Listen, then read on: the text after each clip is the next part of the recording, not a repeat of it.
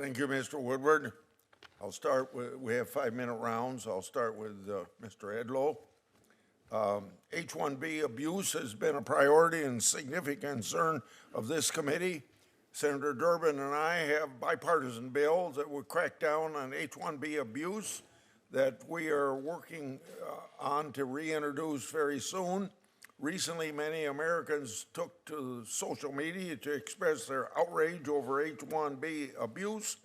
They even shared personal stories about being laid off by big tech, even as their employers continued to hire H-1B workers. So, how would you fight fraud and abuse in the H-1B program when you become director? Mr. Chairman, thank you for the question. In terms of fraud and abuse in the H-1B program, it is absolutely pervasive, and it's something that in the first administration we attempted to handle via regulation. Unfortunately, that regulation was vacated. If confirmed, I look forward to moving forward with additional regulations and sub-regulatory actions, but also I do have to commend you and Ranking Member Durbin for introducing legislation to bring attention to this critical issue, and I want to be a partner, if confirmed, with both of you to fight this however we can. And it's more than just the H-1B system. Frankly, we need to be focused on the fraud, waste, and abuse that we have found in every non-immigrant and immigrant program that needs to be addressed at this point. We have to take care of that fraud in order to get some increase in numbers that people desire. Mr. Squires.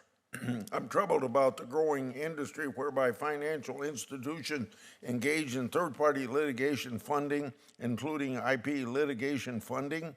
While you were in the private practice, you helped create Fortress Investment Group IP funding arm. I understand that Fortress Investment Group commits billions of dollars each year to fund IP litigation.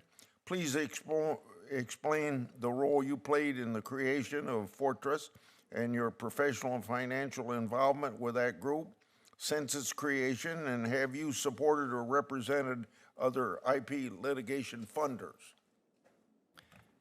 Thank you for the question, Mr. Chairman. In reverse order, I have not represented Fortress since about 2017, 2016, 2017 or so. And have never represented litigation funders in any capacity. I have no arrangements with them, financial or otherwise, since my representation, legal representation of them. This is certainly a question in litigation financing is a bit of a misnomer insofar as issues of which there's been much ado about with my work. My work for Fortress at the time was before they were acquired. It was a group that came to me around 2012 regarding legal papers and theories I had developed about patents as derivatives and patents as assets per se to be valued on their own fundamentals and economics. In fact, I've been rather tough on trolls in some of my writings because troll practices are exploitive of inventors. They generally are not based upon the fundamentals and our arbitrage play, whereas our patents, patent theories with them as assets per se allow companies to monetize their patents. So they came to me with an issue wanting to solve a problem of how a company could monetize its patents without selling them, without suing, and without licensing them. We developed effectively a patent mortgage where the company could borrow against its patents as collateral and use the proceeds to fund working capital.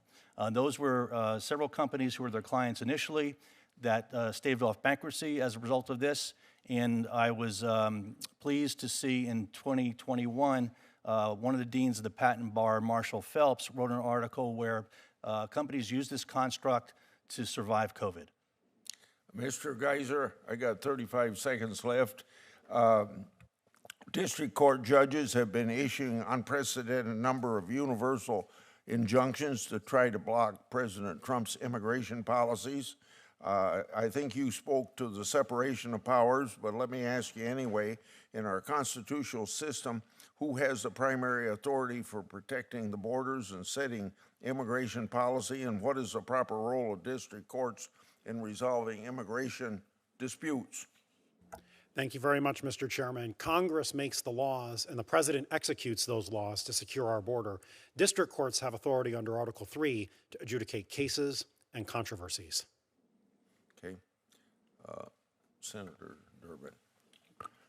Thank you, Mr. Chairman.